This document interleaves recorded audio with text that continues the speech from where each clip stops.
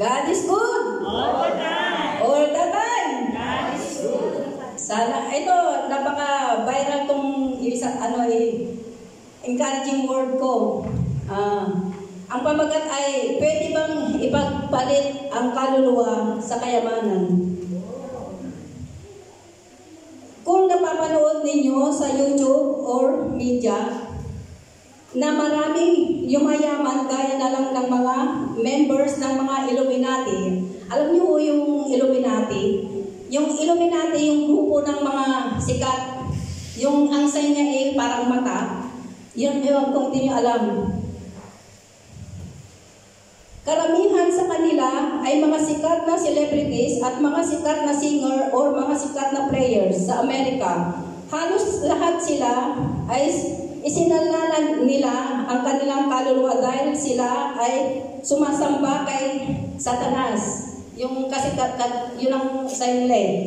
Sabi sa 1 Timothy 6:10, sapagkat ang pag-ibig sa salapi ay ugat ng lahat ng uri ng kasamaan, na sa pagnanasa ng iba ay namasaysay sa pananampalataya at tinuhog ang kanilang sarili ng maraming kalumbayan.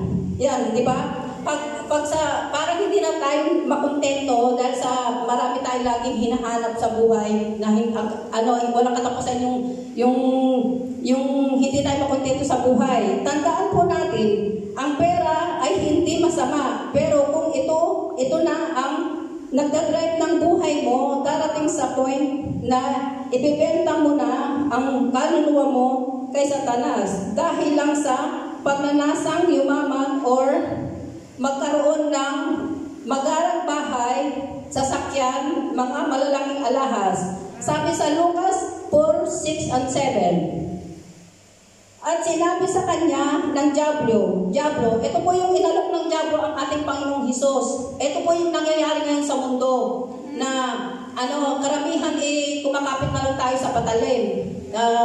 Tapos hanggang sa makalimutan natin siya.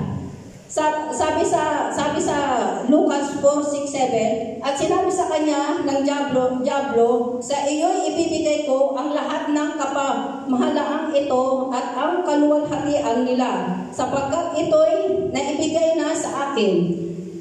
Ang Satanas po ang nagsasabi to sa ating Panginoon. At ibibigay ko kung kanino ko ibig. Ang sa atin ba isa na rin ba tayo doon? Hindi lang po, minsan may mga time na ganun din na minsan pinagpapalit natin yung pananampalataya natin sa Panginoon dahil lang sa mga luho natin. 7. Kaya nga kung sasamba ka sa harapan ko, ay magiging iyo lahat. O diba, pag nasa atin na lahat yung may mga time na nakakalimutan na natin sila, hindi na natin pinatawag ang ating Panginoon. Pansin ba ninyo na napakaraming YouTuber na nagpiplex ng kanilang kita, bundle na pera. Minsan nakikita ko po yan na sobra. Minsan ginagawa na nilang kapa yung pera.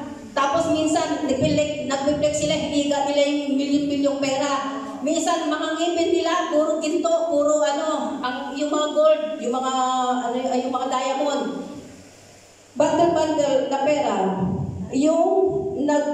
Yung kanilang alahas dahil sa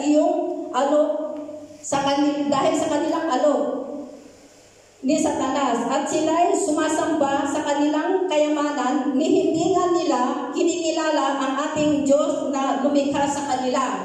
Di ba? Pag sobra-sobra na yung kayamanan natin, may mga time din minsan, di ba? Pag marami tayong pera, parang hindi ako, kasi may pera naman ako, ba't pa ako sasamba?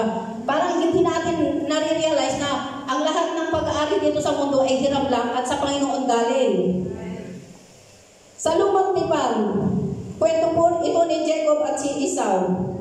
Sa Genesis 25, 31, 32, 33. At sinabi sa kanya ni Jacob, ipagbili mo muna sa akin ang iyong pagkapanganay. 32. At sinabi ni Esau, narito ako'y namamatay at saan ko mapapakinabangan ang pagkapanganay ko.